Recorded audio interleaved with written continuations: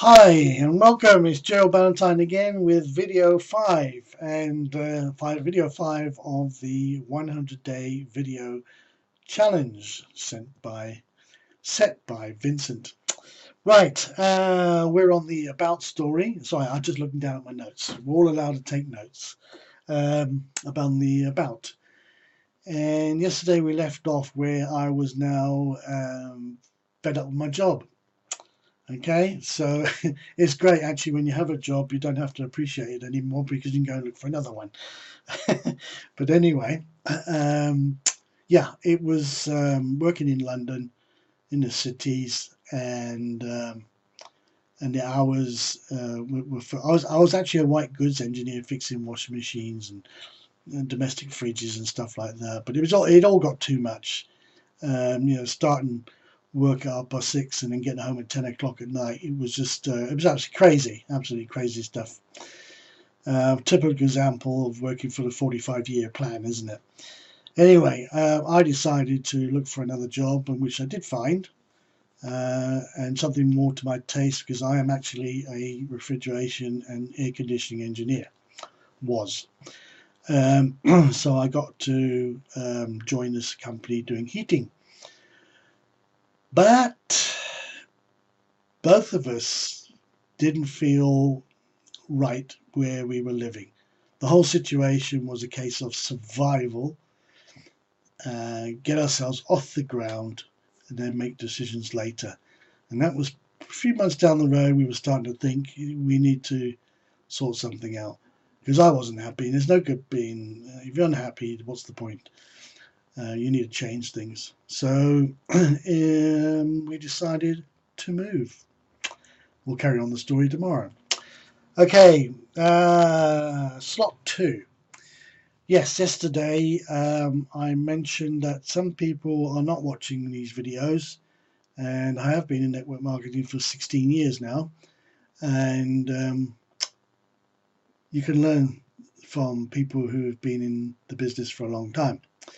So the tip I've got is a bit of SEO, and learning a little bit of SEO sounds frightening. Now, personally, I don't touch SEO. Okay, I don't touch it. I leave that to the professionals because it's always changing and Google changing things and all sorts of things. It's too much for us, well, for me anyway. But I want to talk about the videos and how I get them onto page 1 of Google, and how do I do that? A couple of you have asked. So at the end of this video, you will find a little video on what I do with my videos. Okay, how I do a bit of search engine optimization tricks on it. Because the internet, the robots, they can't see what's inside a video. Okay, they can only go by description. Aha, there's a clue. Okay, so watch the video at the end. You're going to learn something. Okay, that's it. Thought of the day: don't waste a good mistake. Learn from it. Oh, we've all made mistakes, haven't we? Eh? But as long as we do learn from them, I think that's a good thing.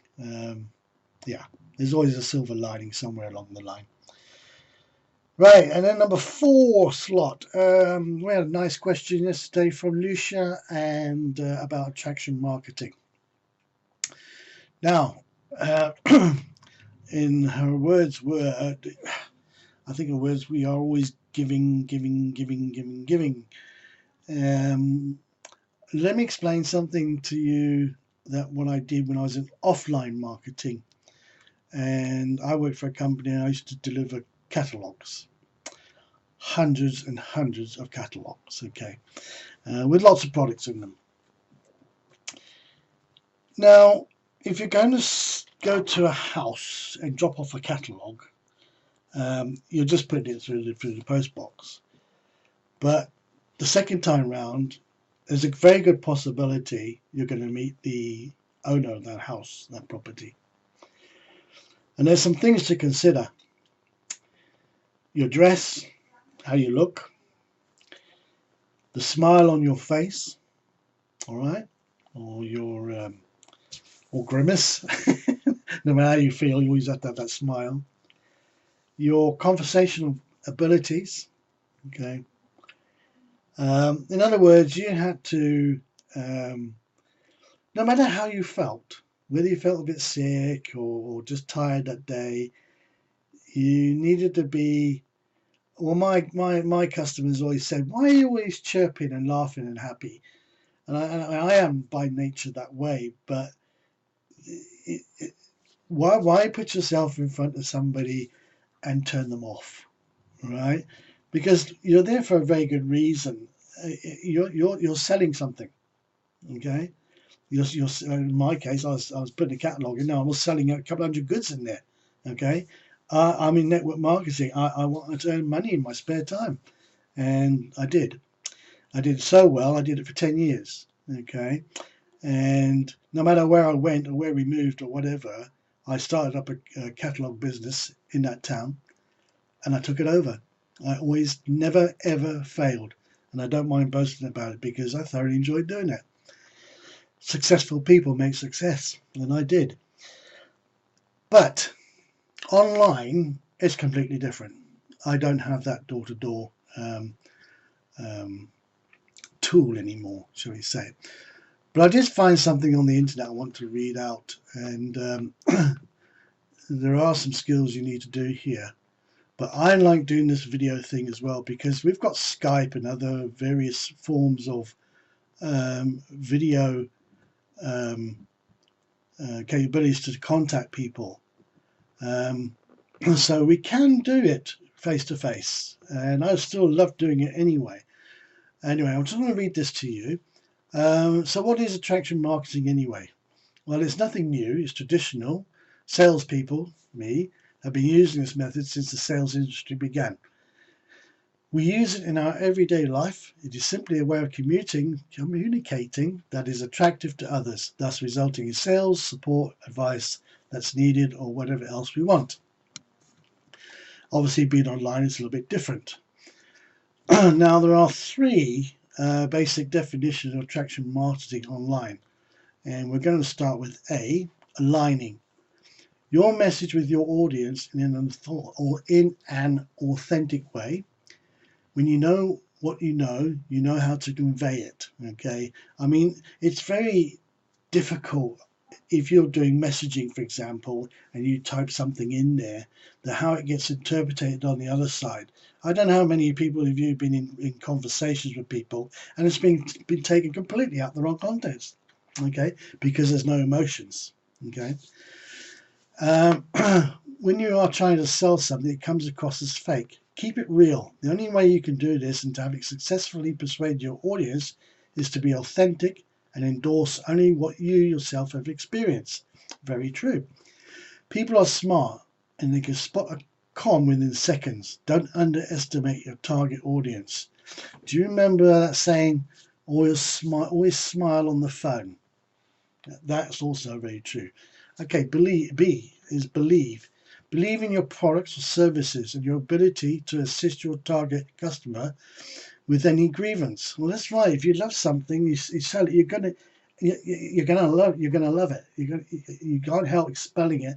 The love for what you're doing. Okay, I think all of us enjoy passion in what we're doing. It is important to be accessible to your customer and ensure them that what you are offering is of quality. Well, I think we've all been in some pretty bad businesses online, but I think when we get into something like OSP, for example, we've got a lovely product with a beautiful team and everything else. It's just fantastic. But remember, when your customer feels you are a person of quality, they won't have any problem believing that you represent what you represent is a quality product. Okay, and I just want to throw something else in here. And also when we go into the emails as well, you need to put yourself into emails. So if anybody's buying those emails from OSP, make sure you do at least 40-50% of yourself in there. Okay, they need to read that. All right. Okay. And then C, well, there we go. Communicating and connecting in a consistent manner. Your audience wants to hear from you in a personable, direct way. Consistency applies a regular basis but the key is setting the schedule in a way that your audience expects to hear from you. That's right. That's like when I used to, oh, when will you be back with the catalogue? I'll be here on Wednesday at 7 p.m. Okay. But the key, this can be applied as regularly, but the key is setting the schedule in a way that your audience expects to hear from you. Make each piece of communication connect with your audience instead of a sales pitch to buy your product. It's very easy to go into a sales pitch. I think far too many marketers on the internet are really copycat because they don't know what else to say or learn to sell their business, but in a manner that it's them and not hearsay and copy this and copy that. There's just too much of it. Anyway, I hope that helps, Lucia, and anybody else. This video has gone on for a bit of a while because it was quite something I wanted to passionately talk about. And we've actually gone into 11 minutes, so I'm sorry about that. It happens. Okay, I think Vince would agree. Oh, we'll just have a little webinar for an hour, and then 3 hours later, he decides to close it down. Okay, so actually, I don't really care. Hey, that's it. See you guys tomorrow.